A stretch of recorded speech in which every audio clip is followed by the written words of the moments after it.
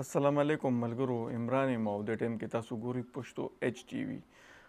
د جناتو خبرې خو ډېرې اورېدلې هم دي، کتلې هم دي، خو د دې حقیقت سره څونه تعلق دی لکه جنت په انسان کینی یا نه کینی یا دا څه دغه یي که نه. نو که چا سره علم وي د دې باره کې نو ما ته کمنټ وکړئ چې مونږ ته هم لکه داسې دغه وشي، وضاحت وشي که نه. که چا سره علم وي، نن چې زه تاسو سره کومه ویډیو شیر کوم نو دا د ذاکر الرحمن عثمانزی د چینل ویډیو ده چې یو ماشومې باندې جنت ناست یو او دا عامل دی اتې سبقونه وایي، څه دغه کوي او اتې پاسوي. تاسو دا ویډیو وګورئ، بیا ما ته کمنټ هم وکړئ که چا سره علم وي. زی بتې څه تکلیف ولا ورکوئ؟ आवाज वाला बंदा आवाज ولا بندوي. شبې بیا هم سېزم یو منټ ټیم هم پاتې شو. شبې خپل حال کې کوي. فتعالى الله الملك الحق لا اله الا هو رب العرش الكريم. څو کسان یې آزادو مم، څو کسان، دوه کسان یې مسلمانان یې جبو ته کلاو کې ژوند غواړي ورنه قسم دې بیا هم سېزم. لو أنزلنا هذا القرآن على جبل لرأيته خاشعا متصدعا من خشية الله. جسم تكلاوكي دوانا روزي دوانا شمس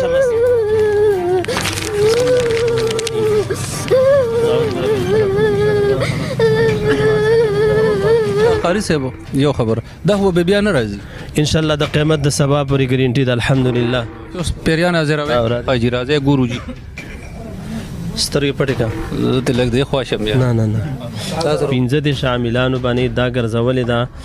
به یو عامل لا پاسېدلې دی، د خپې ولا ماتې کړي دي، په والو باندې دومره زخمی کړي دی. دا ماشومه د ګرځېدو نه ده. د دې څه شپږ جنات دي. شپږ جنات چې دي دا ماشومې خوښه شوې ده. ګوره جنات د محبت د وجې نه په انسان باندې حمله کوي.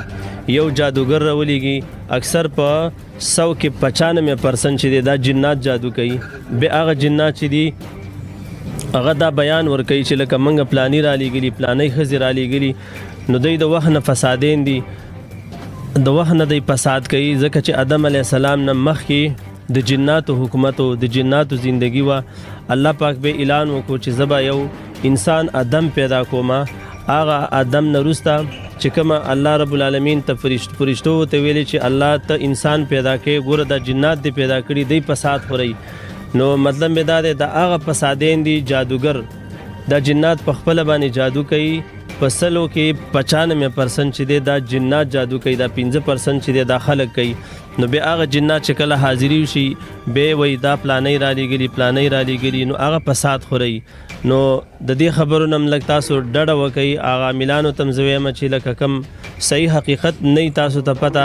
تاسو وکته نو تاسو ما ته ووایئ چې دا ریل دی یا فیک دی یا څه دي که نه. که چا سره علم وي نو مونږ ته مو وایئ.